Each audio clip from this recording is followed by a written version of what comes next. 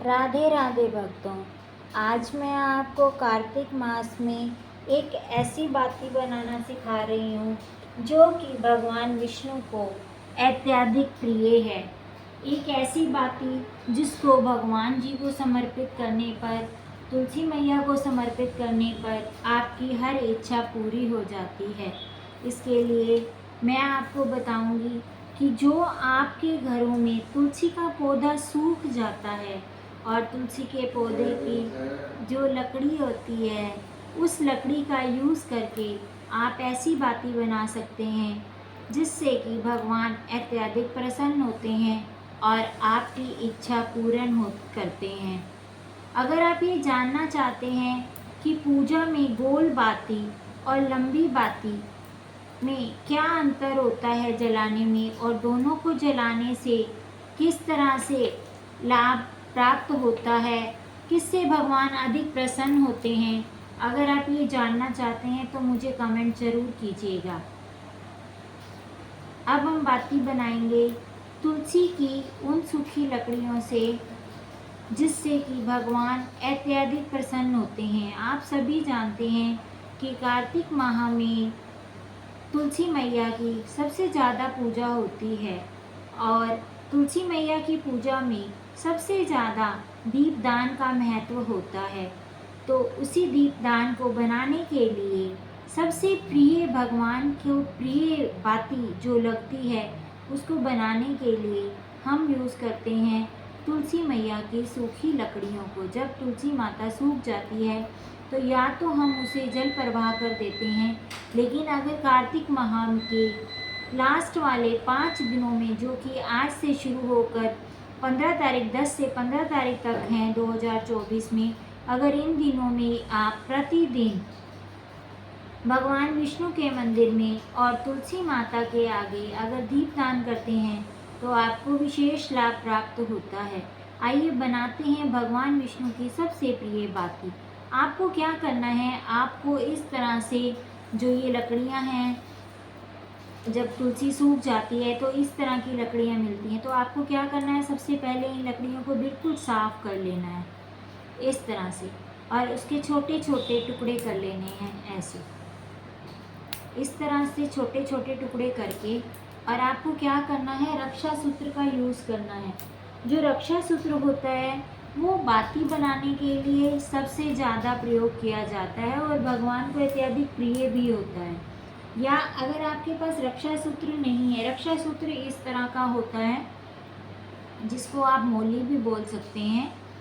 अगर रक्षा सूत्र नहीं है तो आप किसी भी तरह के कच्चे धागे का यूज़ कर सकते हैं। आप पक्का धागा वो होता है जिनसे हम कपड़े वगैरह सिलते हैं, उस धागे का प्रयोग ना करें। आप कच्चे सूत का प्रयोग कर सकते हैं, रक्षा सूत्र यानी कि मौली का भी प्रयोग कर सकते हैं। आपको क्या करना है, इस तरह से छोटी छोटी लकड़ियों को तोड़ लेना है और हर एक लकड़ी में 7 लकड़ी का बंडल बनाना है। इस तरह से आप गिन सकते हैं और कोशिश कीजिएगा कि सभी एक ही साइज़ की हों। इस तरह से आप ये 5 लकड़ी, 7 लकड़ी और 3 इस तरह से बना सकते हैं। ये मैंने 5 लकड़ी का बनाया है। इस पे आपको क्या करना है, इस तरह से पूरी तरह से रक्षा सूत्र को लपेट देना है। देखिए,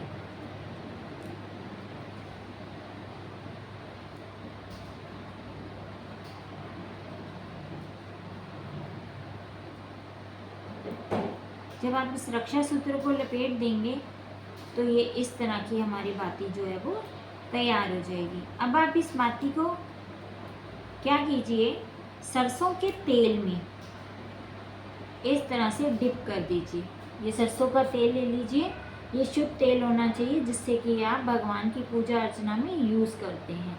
आप चाहें तो इसकी जगह देसी घी का भी प्रयोग कर सकते हैं, तिल के तेल का भी प्रयोग कर सकते हैं, लेकिन कार्तिक माह में सरसों के तेल की बाती का विशेष महत्व होता है। अगर हमारी जो धर्म ग्रंथ है उनमें कहा जाता है कि अगर आप कार्तिक माह में पूरा व्रत पालन नहीं कर सकते हैं तो आप क्या कीजिए कि जो लास्ट वाले 5 दिन होते हैं इन 5 दिनों में भगवान जी को दीपदान कीजिए।